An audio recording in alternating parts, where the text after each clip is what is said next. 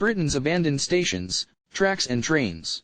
Trains are getting faster and new rail routes are being built every year to keep the country better connected. However, in order to progress, some railway stations and routes have had to be abandoned. As a result, there are many abandoned and disused stations lurking around the county. Some Lancashire stations were forced to shut for practical and economical reasons.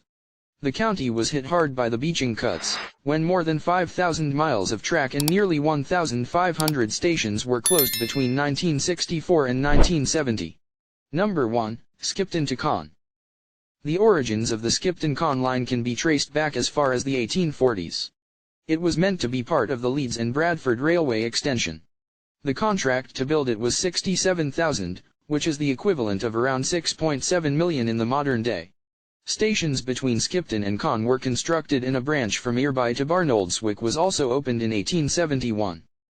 The line closed in 1970, and the very last journey on the train was documented in the local press.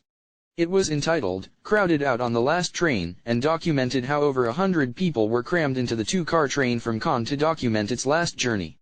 There have been various talks about restoring this railway line in the last year. The return of the 11-mile Caen/Skipton link could improve the rail network in the north and also improve east-west connectivity on the already congested rail network. Number 2. Ewood Bridge and Edenfield Station. According to disused-stations.org, Ewood Bridge and Edenfield Station was officially opened in 1846. The idea behind the opening was to create a Manchester, Bury and Rossendale railway that connected them all. In 1916, a German Zeppelin airship bombed the surrounding area in an attempt to disrupt England's transport system. During the process, Ewood Bridge Station was destroyed. It was closed to passengers in 1972, but freight trains carrying coal and other resources continued to pass through the railway line until 1980. The line was later put in use, thanks to the East Lancashire Railway. They opened the stretch of line from Bury to Ramsbottom in 1987 and onward to Rawtenstall in 1991. However, Ewood Bridge and Edenfield itself never reopened. Number 3. Buckup Railway Station. This railway station served the town of Buckup and Rossendale. It first opened in 1852 and continued to serve locals right up until 1966, with trains running every half an hour, and every 15 minutes on Saturdays. It was closed as a result of the beaching cuts which were made in the mid-1960s. Since then, the station has been demolished and the site has since been redeveloped and built over. However, according to the disused-stations.org website, part of the original boundary wall is still standing. Number 4. Barnoldswick Railway Station. This railway station opened back in 1871 and was part of Midland Railway's design plans. An interesting fact about the station is that a passenger shuttle between Barnoldswick and Irby went by a particularly unusual name. The shuttle was known locally as the Barlick Spud or the Spud Roaster. The exact reason for this has been lost in time, but some say it's because the locomotive was so small that it looked like a portable potato roaster. It was closed to passengers in 1965 and closed completely a year later. Number 5. Baxenden Railway Station. This station served the villages of Hindburn and Rossendale, opening way back in 1849. Over the years, it became part of the Lancashire and Yorkshire Railway and even became part of the London and North Western Railway line. 18 trains travelled from Baxenden to Manchester, Victoria on weekdays, with trains running from 6 a.m. to 10 p.m. However, as the years progressed, the line faced a lot of competition from other methods of transportation, such as the Accrington tramline, which was built in 1887. The station was officially closed to passengers in 1951. However, goods trains continued on the line until 1966. Number 6. Great Harwood Station. When it opened in 1877, this railway line was highly regarded by locals in the area. It was also known as the Great Harwood Loop of the East Lancashire Line, serving Burnley, Blackburn, and Podiham. The last regular passenger train left Blackburn for Burnley back in 1957. It had just 6 people on board. At its peak in the 1940s, the line had 18 or 19 passenger trains on weekdays.